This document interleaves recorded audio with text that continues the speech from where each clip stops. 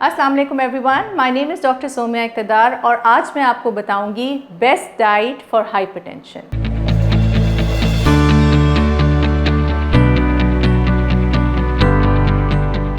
Hypertension को जब भी हम ट्रीट करते हैं तो एक टर्म जिसे हम यूज़ करते हैं उसे हम कहते हैं डैश।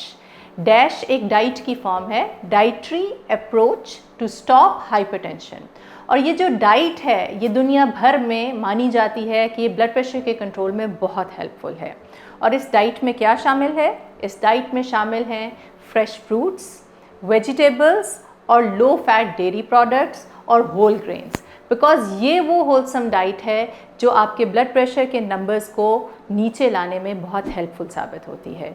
इसके मुकाबले पे जो आपने इस्तेमाल नहीं करना वो रेड मीट है, एक्सेसिव फैट है, ज़्यादा सॉल्ट का इंटेक है और स्वीटेंड ड्रिंक्स हैं, बिकॉज़ ये ब्लड प्रेशर को अनकंट्रोल या बढ़ाने का बायस बनती हैं।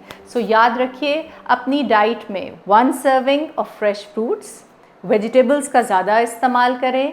अगर आपने मीट इस्तेमाल करना है तो फ़िश बेहतर है, लेग्यूम्स और होल ग्रेन्स का इस्तेमाल करें और लो फैट डेयरी प्रोडक्ट्स यानी कि स्किम्ड मिल्क या लो फैट योगर्ट, इसको अपनी डाइट का हिस्सा बनाएं और आप इससे ब्लड प्रेशर को कंट्रोल कर सकते हैं। ब्लड प्रेशर का बहुत गहरा ताल्लुक है हमारी सॉल्ट इंटेक के साथ। सो salt restriction is one of the basic steps जो हाइपरटेंशन की मैनेजमेंट में रिक्वायर्ड होता है। और हम बहुत अनइंटेंशनली सॉल्ट ले रहे होते हैं।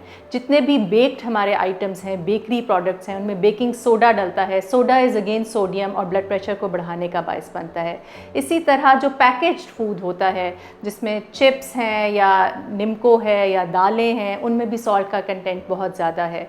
जो बाज़ार की रोटी नान है उसके आटे में नमक डला होता है, अनइंटेंशनली आप सॉल्ट ले रहे होते हैं। जो कार्बोनेटेड ड्रिंक्स हैं अगेन वो सोडा हैं और सोडियम जो है वो नमक है और ये तमाम ब्लड प्रेशर को बढ़ाने का बायस बनती है। तो इनको अपनी डाइट से एलिमिनेट करके fresh fruits, vegetables, low fat dairy products और होल ग्रेन को हिस्सा बनाएं अगर आप ब्लड प्रेशर को कंट्रोल रखना चाहते हैं।